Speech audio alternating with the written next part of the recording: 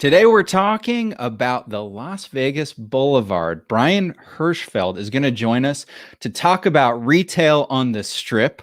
Plus, the Port of Los Angeles is going 24/7 to help with supply chain woes. And Urban Outfitters is betting big on the resale market.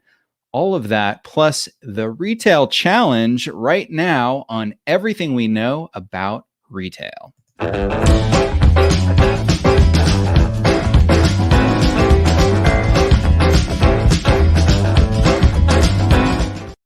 Hello, my name is James Cook. I'm coming to you from Indiana. Ebere Anokute is in New York. No, he's not. Where are you, Ebere?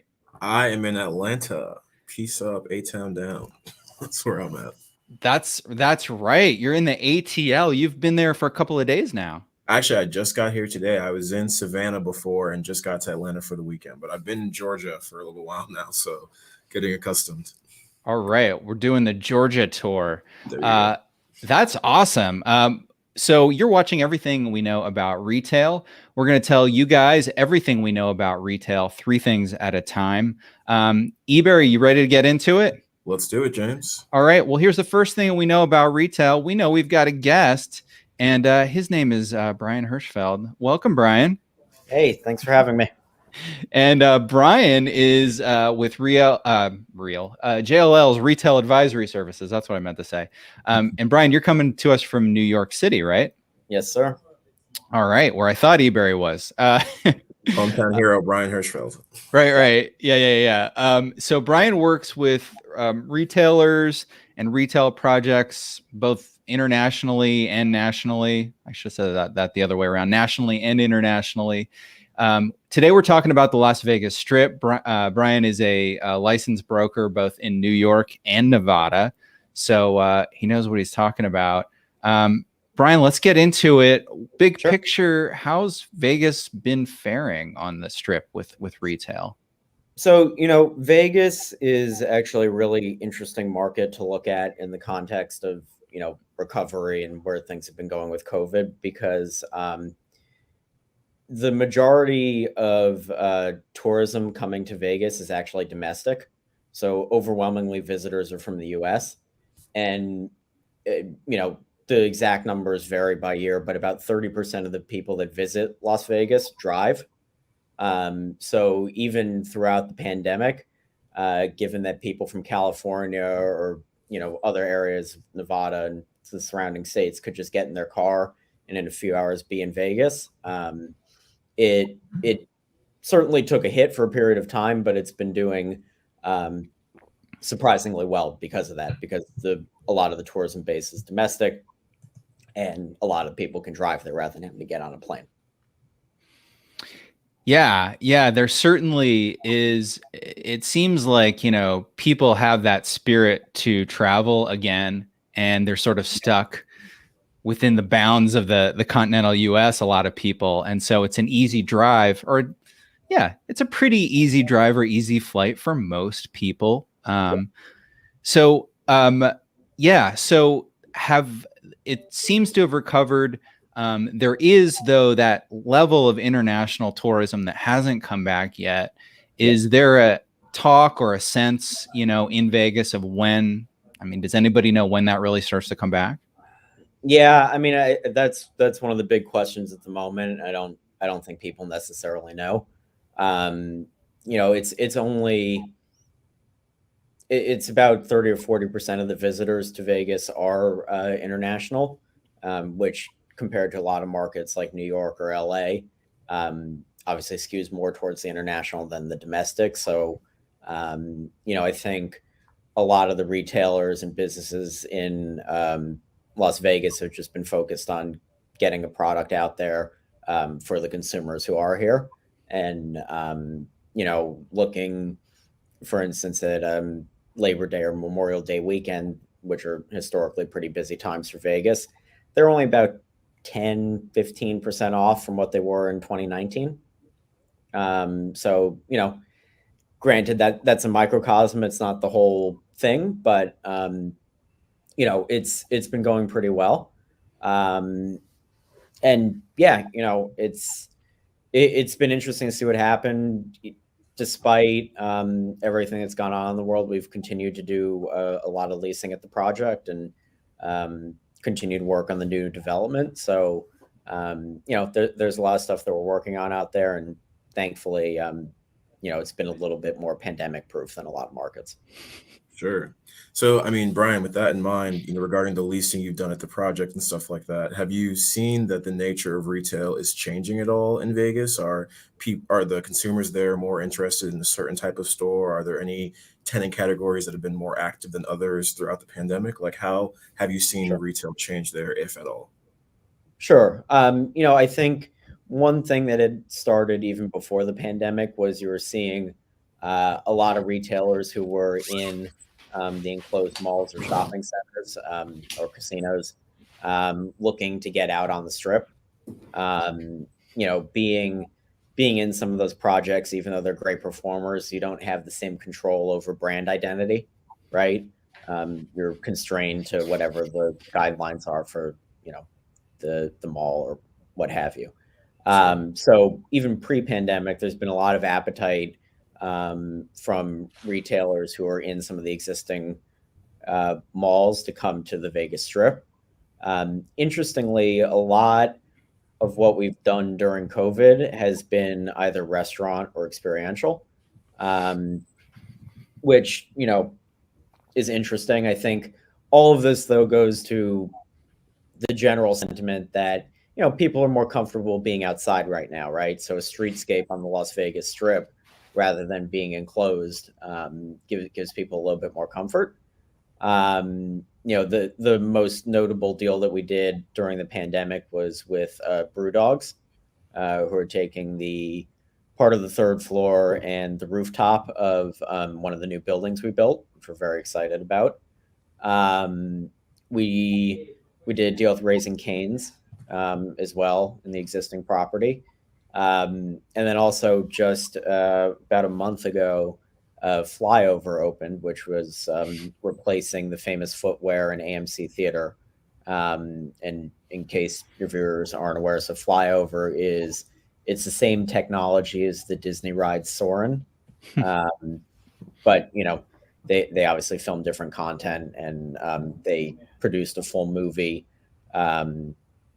with this tilt-up theater concept on, Nevada, Las Vegas, all of that. And then they also have other content from other localities where they have theaters. And so they mix those in terms of the schedule and everything. But we're really excited about that, which is also experiential.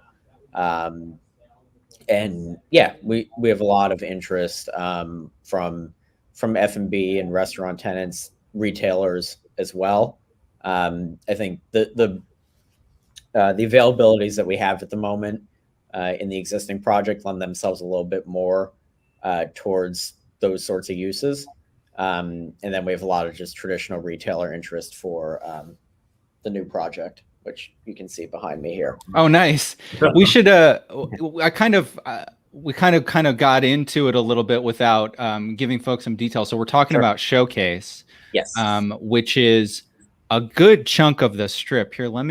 I was there a couple of weeks ago and took some video. So this is part of it. This is not all of it, but viewers are going to totally recognize Coca-Cola and MGM. M&M's that's across from MGM, which you really cannot miss if you're on the strip. And so it's an iconic spot. Yep. Tell us a little more about that project and the evolution of it. Sure. So, one of the most interesting things about it, and, outside of this project, most of what I spend my time on is representing tenants. And, the reason that that's what I focus on is pretty simple. It's a lot more fun to be buying something than selling something. And in the case of Vegas, it's a little bit different because it's not a question of convincing people to be there. It's a question of figuring out how can we give them the space they want, the exposure, all that sort of stuff. And we're in the room talking to the largest brands globally for spaces and the new development and things like that. So it's a really unique and different sort of opportunity.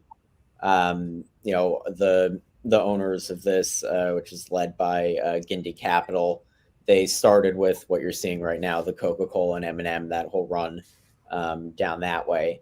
And then they acquired the property across the street where you have Denny's and Hard Rock. And then more recently, they acquired what used to be Smith & Walensky, which is where we put Target in Burlington, and then Brew Dogs and Olive Garden, which you're seeing on the screen now. And then the new development, which you're seeing behind me, is the next 750 linear feet up the strip after the Walgreens, which is directly north of the new building. And that's in the process. We're going through the entitlements, construction, all that sort of stuff is going on at the moment. And that's where I think a lot of really special things are going to happen, because there's no project like that on the Las Vegas Strip right now. So I was in town for a conference, but I snuck away for an hour or two to check out what was going on, and a lot has changed since I was there. I guess the last time I would have been there would have been around like the last ICSC conference. Yep. And one of the things I had a chance to do was they let me up on that roof, and I walked up to the edge, and I think it's pretty. I'm a little afraid of heights, and there was no real barrier. So I thought it was a little bit scary, but no doubt about it, fantastic view. So this is where this Brewdog Brew Pub is going, right? Yes, that's correct. It's funny. So with this new building where they're going, and again, Target, Burlington, all of that.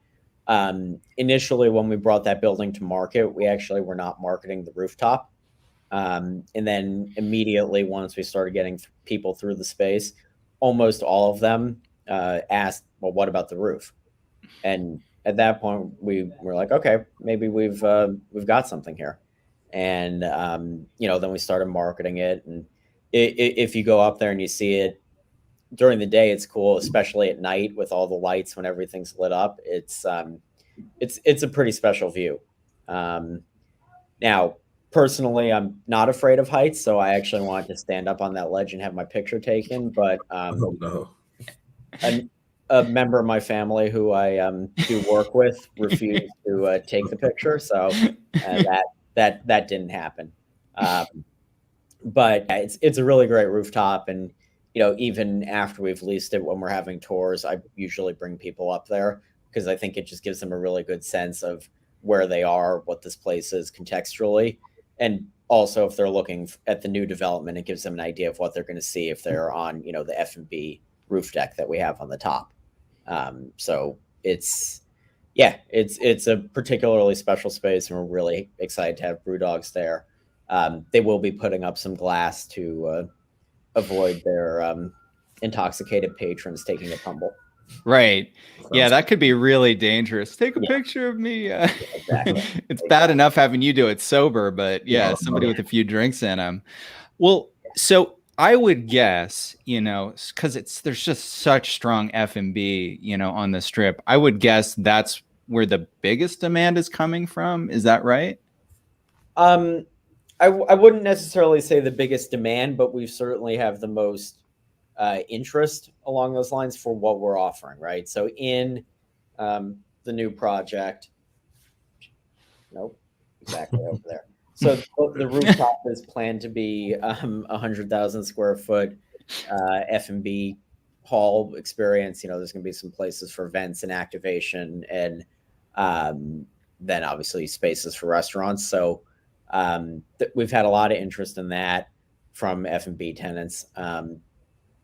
The two of the things that are going to make this new project the most unique is, one, that roof deck, and two, you may be aware that Uber, Lyft, and other ride-sharing apps currently cannot pick people up on the Las Vegas Strip. I didn't know that. Yeah, which is, particularly a problem for our property. Not a problem, but just a challenge, right? Because the existing property, because there is no place easily where they can do that. So you wind up basically being dropped by MGM or something like that and having to snake your way through. In the new project, we've planned and specifically allotted space for a ride share drop off for Uber, Lyft, or any other way that someone might be being dropped off. So it's going to be that much easier to get to the property. Yeah. I took that's so funny. I didn't even realize that. I took an Uber there and the driver's saying, "Hey, it's telling me to drop you off way over here." And I'm like, "No, just drop me off in front." And he's like, "Okay." So I guess we broke the rules on that one. Yeah, a little bit, and that's usually what happens. But the thing that is just universally true about retail in Nevada, New York, anywhere, is if it's difficult to get to, people aren't going to go, right? And one of the things that Las Vegas has put a lot of time and thought and effort into is making these things connected, right? Because it's in their best interest to get people to as many properties and through as many stores and casinos, et cetera, as possible. So, in your video, there's that bridge in front of Hard Rock and Flyover. So that was actually new construction over, about the last 2 years. And it's been great because, where you're standing right now, when that was a crosswalk, it could easily take you 5+ minutes to get across just with the lights and everything as they are on Las Vegas Boulevard. So being able to have that pedestrian bridge has been really great. And as you go further down into the new project, there are pedestrian bridges at the corner of Harmon as well. So it makes it really easy to be accessible either by foot coming from the casinos or, if you got an Uber to drop you off in our new rideshare. So we're excited about all of that. I was really excited too. Primo location after I visited Showcase across the street is the relatively new Eataly, where I had lunch. And I can just imagine a bunch of, people going from one to the other. Yeah, that's a great location. Definitely that. And then also, you have the T-Mobile Arena right across the street. So all the events, the sporting, all of that stuff, when people come out of it, they're right there staring at our property. Awesome. So Brian, thank you so much for giving us a little bit of update of what you've been working on the Strip. You okay to stick around for the rest of the show? Yeah, absolutely. Awesome. So Ebere, what else do you know about retail? Well, James, here is the second thing that we know about retail. So I don't think it's news to anyone that the resale market has been growing for a little while now. I don't know about you guys, but I definitely have some friends that have been making, a little bit of a side hustle off of selling their old clothes and stuff on, places like Poshmark, Let Go. I know a lot of my friends, if there's a big event coming up, they, like to use Rent the Runway to like find a dress that's good for the occasion, but they don't want to spend all the money on that. So it's definitely been a big, market for a while now. And it's actually forecasted to reach up to $77 billion in sales over the next 5 years. Do either of you ever shop at, a resale place, whether it's a secondhand store or anything like that? Is that your ministry at all, Brian? For me, frankly, probably the only thing that I've bought either pre-owned or secondhand is some watches, either, from dealers or through auctions.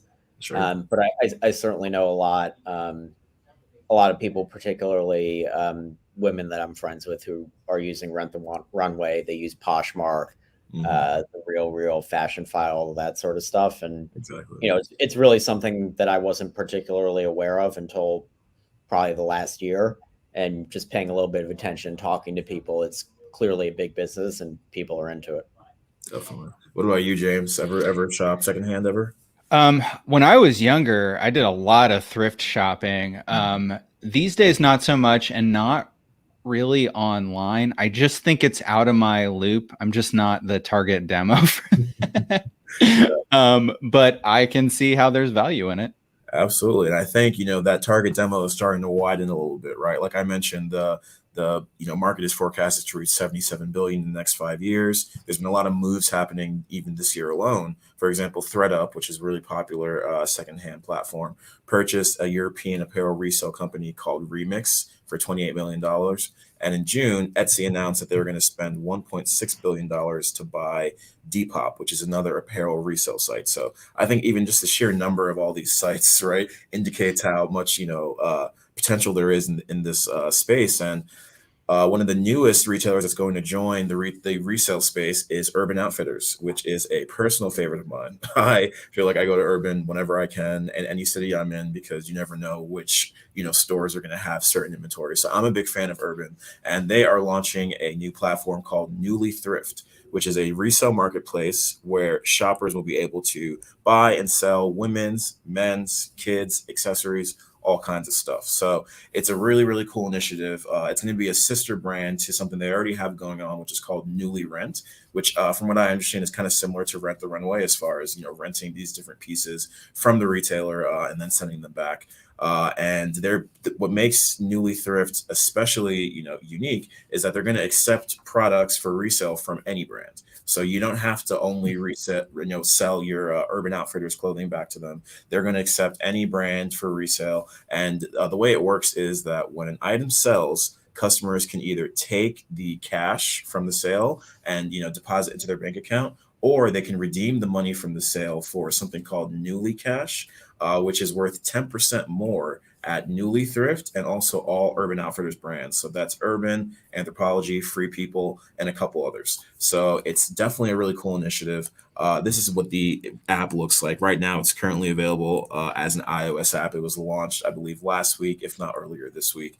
And yeah, it's going to be available right now. You can go on there and, like I said, sell whatever you want, buy whatever you want. And I'm pretty sure it's a very easy, useful interface and stuff like that. So I'm a big fan of this. Like I said, I like secondhand shopping a lot. I haven't thrifted as much in recent years as I used to, right? Maybe it's something I'm growing out of as well, James, but I definitely used to be a big thrifter at, Goodwill, Salvation Army, Buffalo Exchange, any random one-off thrift store I could get. And I think those are great because of, number one, the variety that they offer, right? Sometimes you walk into one store and they don't have they might have a certain aesthetic or a certain, type of clothing, whereas at a thrift store, they have literally everything and then some, right? So I love it for that reason. And I also think it's great for the environment, right? There, fast fashion makes so much waste when it comes to the clothes that we wear, and fashion changes so quickly and things come in style and go out of style so fast that I think it's nice that we have this option to, resell things and not create so much waste. And I just think it's a good idea. And I honestly, Brian, when you mentioned the Real,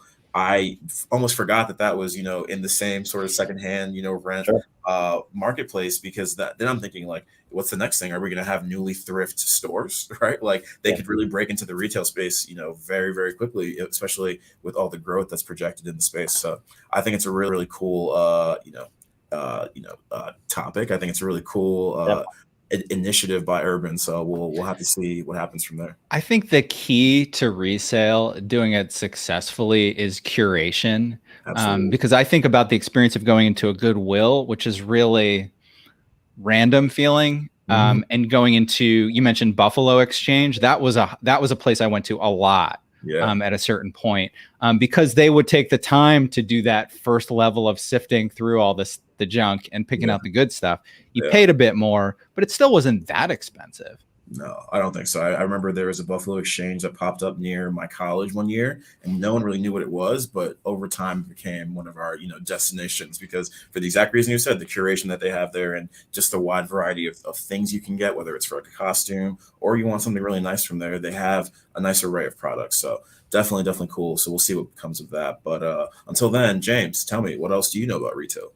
Oh, wow. It's time for the third thing we know about retail already. So last week we talked about holiday supply chain challenges. There's been some movement on that. The deal is, a lot of people are afraid that items are going to go out of stock. We're going to have bare shelves. We're going to have sad kids not getting the hot toy of the year. The cause on this is just a whole bunch of global supply chain issues. We had pandemic, closed factories. We've had a lack of adequate number of truck drivers. We don't have enough cargo containers that are in the right places. There's huge cargo ship backups in major U.S. ports. So there's this real supply issue. And then there's a demand issue as well. And it's not a bad thing. We just ran our shopper survey. And check this out. Shoppers are pretty much back to spending about the same amount of money as they did in 2019 before the pandemic. So on average, $870 holiday budget per person. That's only $4 less than what it was in 2019. Wow. Yeah, so demand's up. What you're saying is I'm still not going to be able to get a new Xbox? Right. Well, yeah, I mean, you got to go in the resale market. You can get a new used one. That's the thing I refuse to do. I was actually out at a mall in Long Island yesterday looking at something, and I said, you know what, let me walk by the GameStop. You never know, maybe there's something in there. I didn't even have to go in the store. They had a printed out sign that said no Xboxes or PlayStations. And oh man, yeah, electronics has been really rough. Yeah. So, I mean, what the new development since we talked about this last week is one, the president has gotten involved. They've announced through negotiations that were apparently led by the executive branch that the Port of LA is going to start operating at 24/7. So it's going to double the amount of cargo passing through it. They're asking states to issue more truck licenses or issue them more quickly. And then FedEx, UPS, Walmart are all saying that they're going to operate at more hours. So basically to get that circulation flowing, hopefully that'll cause, that'll make a change. And then also we talked about several larger retailers like Home Depot and Walmart are charting their own vessels and just doing a full load of, Costco's doing it too, this whole load of Costco stuff. And the cool thing about this is they're smaller ships, so they can go to smaller, less busy ports and unload faster. So I guess the question is, will these supply chain issues dampen holiday sales? I mean, what do you guys think? Do you think that if they don't have what you want for the holidays or what your gift receivers want, do you just not buy anything? Or what? Any thoughts? I don't think that'll fly. With the no, right? Just not buying anything. Gonna have to, figure out a workaround. I know we talked maybe last week, the week before about gift cards, maybe, and if there's gonna be an explosion in the gift card market, that's the only real workaround I can see. If I go to Best Buy or somewhere to buy, my mom has requested an iPad. She has requested an iPad for Christmas, so I got to figure that out. And if they don't have it, I'm just gonna have to give her, an IOU or a nice card saying it's on the way. But I don't think it's going to, dampen the sales. Obviously, with the demand that you just illustrated from our survey, I think that, the money will definitely be spent. It's only a matter of when people will actually have the physical goods in their hands. And, we'll just have to exercise some patience, right? Because it's above all of us at this point. If Biden's getting involved, it is above all of us. So we're doing the best that we can, right? Yeah. And I mean, go ahead, Brian. I was just going to say, I was talking about this with someone last night, and to your point about the iPads, I've actually been pleasantly surprised that anytime I've needed an Apple product, I've walked into their store, I've ordered it online, and there haven't been any supply chain issues. So that's really credit to them for staying on top of that and making sure they're not falling into the, the same category as some of these other companies that are having those challenges. Yeah, that's a great point. All right, guys, are you ready for the retail challenge? That's right. It's time for the retail challenge. Brian, you are our challenger. Ebere, you're defending your title from last week, right? Sure am. All right. So the way this works is we've got 3 questions. You get a point for each correct question. The person with most points wins. If you are watching us live, feel free to play along as well. You can type your questions into the comment section. And if you are the first person to get the correct answer in the chat, you'll win the eternal admiration of your peers, which is priceless. What more could you want? So guys, we're talking about holidays. We just ran our holiday shopper survey. So this week I'm going to ask you 3 questions based on responses from our holiday shopper survey. And here's the first one. So every year we ask people where their top destinations are for holiday shopping, and we tally all of those up. Every year it's Walmart, Target, and Amazon, pretty much, as long as I've been running in this survey.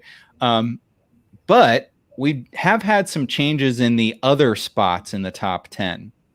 One online retailer recently jumped into the top 10, making a real big leap. Was that retailer A, Etsy, B, Mack Weldon, or C, Dollar Shave Club.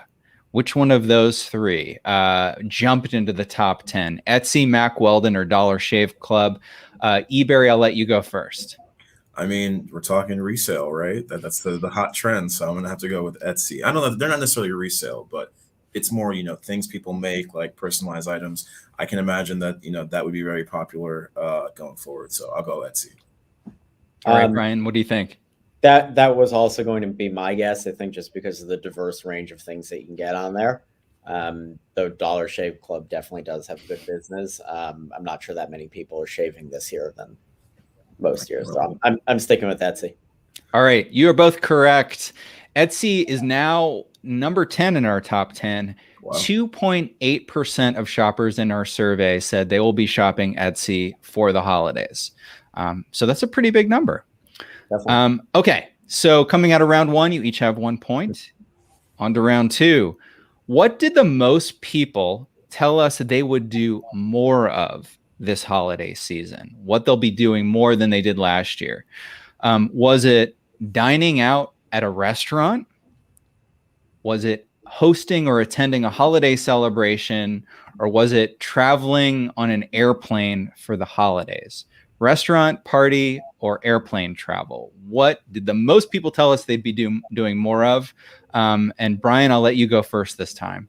Sure. I'm actually going to go with travel because I think a lot of people have been cooped up and they really want to get out. And, people definitely have some saved up money because they weren't traveling over the last couple of years. So I think with some added comfort and some restrictions easing, I'm going to go with getting on a plane.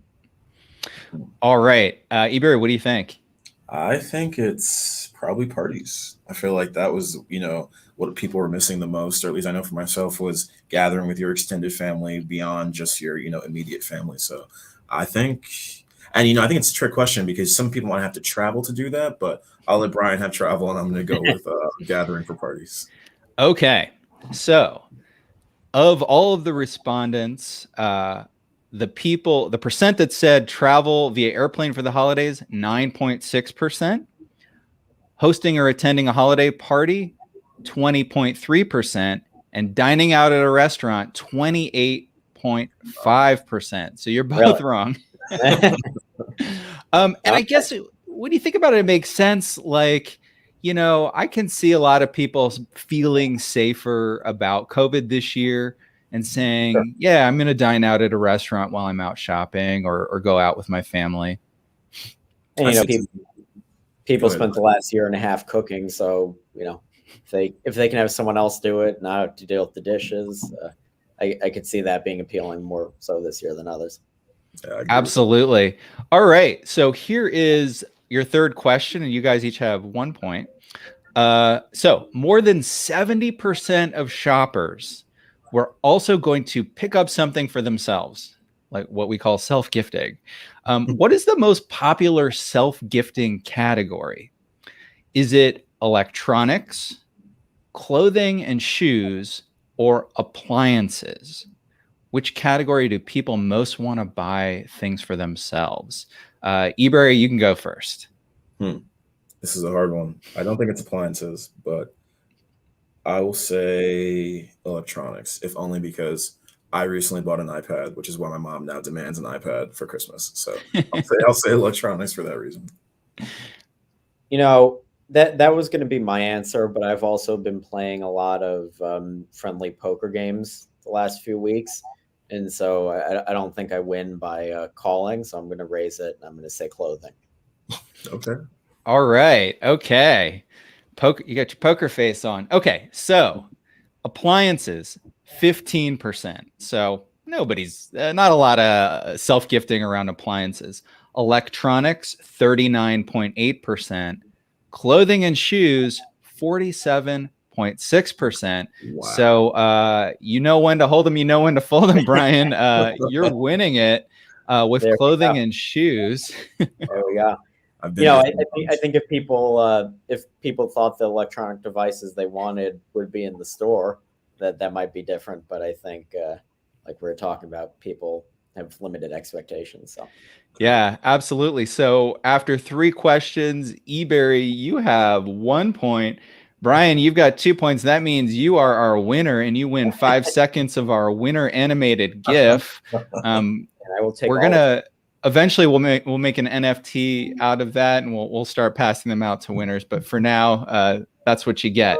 Congratulations, Brian. You did a great job. Congrats, Brian. Thank you. I tried. And I see some folks were playing live online, and let's see. There's too many answers for me to read, so I'm going to say great job for you guys who are playing online. We need to get somebody else to deal with the chat, because I've got too much I'm dealing with to handle chat as well. So anyway, we're always evolving. Brian, thank you so much for joining us today. It's been fascinating to have you along and learn about what you've been working on. Of course. Thank you for having me. Thanks, Happy Brian. to come back anytime. All right. We will certainly have Brian back. For now, I want to remind everybody to check out our podcast. I have started to tell people that it's like fresh air, but for retail. But I've realized not everybody listens to public radio. So that is a radio show about interviews. I do in-depth interviews about retail and retail real estate. It's called Where We Buy. It's on whatever podcast app that you choose to listen to it. It's also at wherewebuy.show. Absolutely. And if you like this show right here, please remember to hit the subscribe button on YouTube and click on the little bell icon so that you're notified when new shows come out every week. You can also follow the JLL retail page on LinkedIn, which is where you can take part in the lively live community that we have going on. You can participate in our challenges with us and, just get a part of all the fun. And if all of that is too difficult for you, you can also find new episodes every Thursday at 9 a.m. Pacific, 12 p.m. Eastern at everythingweknow.show. Yep, that's right, Ebere. So we're coming live to you guys every week. Thursdays at noon, and that's 9 a.m. Pacific if you live in California, for example. But Ebere, what else do you know about retail? James, you have to wait till next week.